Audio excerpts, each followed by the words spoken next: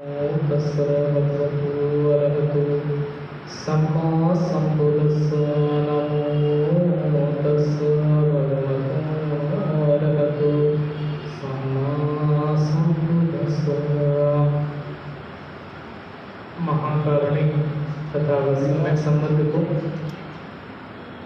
वंदन करता हूँ। आदरणीय उपस्थित भगवान बुद्ध द्वारा स्थापित महाश्रावक संघ के सदस्य भिक्षु संघ को भी पंचांग पढ़ा।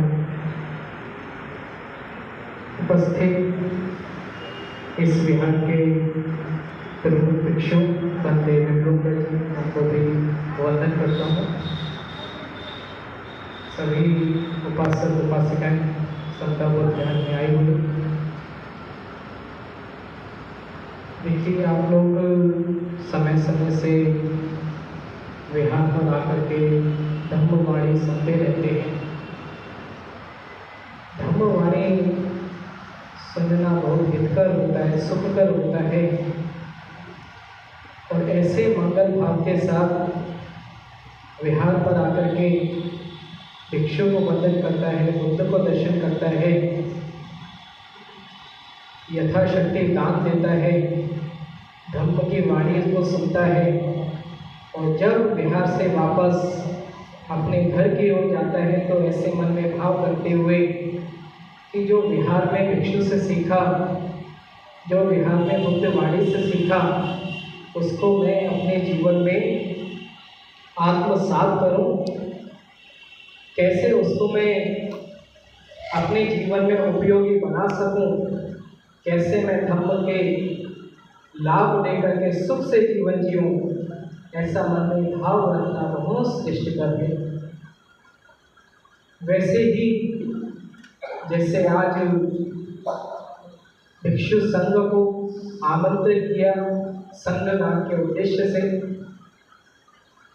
और मैंने भट्टे जी से भी बोला कि मैं थोड़ा सा लेट ही आ पाऊँगा, क्योंकि हमारे गंगोत्री के बिहार में भी सुबह 9 बजे से 10:30 बजे तक धम्मोपदेशना का कार्यक्रम रहता है और उस समय जैसे यहाँ पर तो उपासक लोग भी उसकी जिम्मेदारी निभाते हैं, परंतु वहाँ तो पूर्ण रूप से स्वयं ही उसकी जिम्मेदारी उठानी पड़ती है, तो नहीं आ सकते।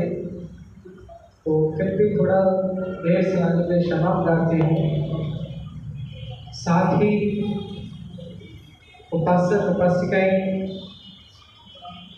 उनके लिए जो धम्म है उसकी मैं एक बात आपको कहकर के अपनी बात समाप्त करूंगा। महाकारुणिक तथागत सम्यक संबुद्ध कुशीनगर में जब महापरिनिर्वाण को प्राप्त हो रहे थे, तो ऐसा जब भिक्षु आनंद देख रहे हैं और बुद्ध बता रहे हैं कि मैं रात्रि के तीसरे पहर में परिनिर्वाण को प्राप्त करूंगा, तो ऐसा बुद्ध का सुनकर के वो प्रार्थना करते हैं कि बुद्ध अभी कुछ देर और रुकें, कुछ कल्पों तक और रुकें। बुद्ध बहुजनों के हित के लिए, बहुजनों के सुख के लिए, लोगों पर अनुकंपा करते हुए देवताओं और मनुष्यों के लिए कुछ कल्पों तक और रुकें। तो भगवान उनसे कहते हैं कि आनंद ऐसा मत कहो, आनंद ऐसा मत कहो, ऐसी प्रार्थना करने का समय बीत चुका है। क्योंकि जब भगवान वैशाली में जब घोषणा करते हैं कि 3 महीने पश्चात परिनिर्वाण को प्राप्त करूंगा, और इसमें यद्यपि आप में से कोई ऐसा हो जिसको धर्म के अंदर कोई शंका हो, कोई प्रश्न हो, कोई बात हो, तो वो पूछ सकते हैं। भगवान ने दूसरी तीसरी बार भी बोलने के पश्चात आनंद ने नाही में उत्तर दिया कि नहीं भगवान, कोई शंका नहीं है। तो ऐसा सोच के भगवान परिनिर्वाण को प्राप्त होते हैं, और परिनिर्वाण को प्राप्त होने जा रहे होते हैं तो आनंद बुद्ध को देखते हैं और फिर पीठ पीछे ऐसे मुड़ करके रोने लगते हैं। डूबते हुए देख आनंद जब समीप नहीं, तो भगवान भिक्षुओं को संबोधित करते हुए कहते हैं कि आनंद कहाँ है, उनको देख करके आओ। तो भिक्षु लोग कहते हैं आनंद रो रहे हैं।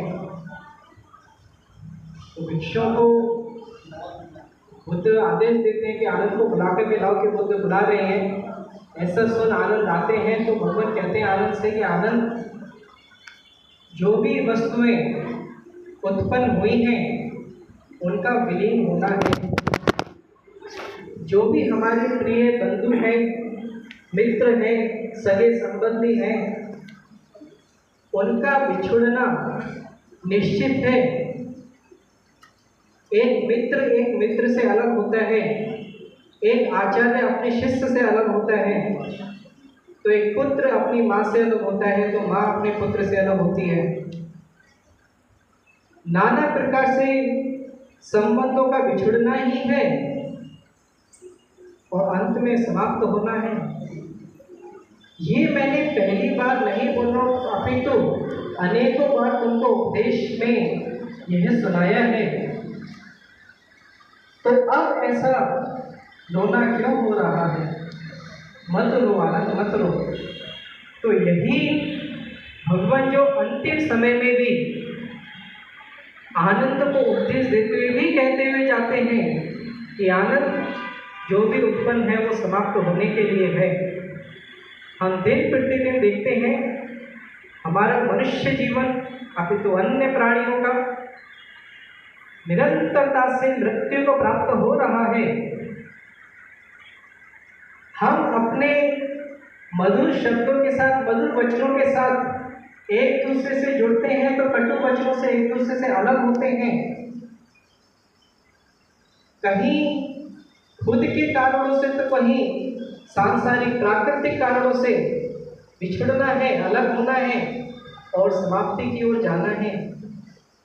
तो जब तक वर्तमान में स्थित मेरा जीवन है, उसमें बुद्ध के विचारों को आत्मसात करते हुए, धम्मवाणी को ग्रहण करते हुए, संघ जो बुद्ध द्वारा स्थापित महाश्रावक संघ की शरण में जाकर के धम्म को सीखते हुए अपने श्रेष्ठ आचरण को बनाएं, अपनी वाणी को मधुर रखें और इस सत्य के साथ कि सब अनित्य है, तो दुख उत्पन्न करने वाले कर्मों से बचें। यही बुद्ध की हम सभी के लिए शिक्षाएं हैं। जो बुद्ध ने उस समय आनंद को कहा, वो मात्र आनंद के लिए ही नहीं, अभी तो वर्तमान में इस संता बुद्ध में उपस्थित भिक्षु संघ, उपासक संघ, उपासिका संघ सभी के लिए ही वह शब्द, वह वाणी उतना ही लाभदायक है। तो इसलिए उस वाणी को, बुद्ध की वाणी को हम स्वीकृत करें, उसके अनुसार जीवन यापन करें और अपने आप को श्रेष्ठ बनाएं। ऐसी मंगल भावना के साथ आप सभी को बहुत बहुत मंगल कामनाएं। साधु सुखी सुखी सुखी।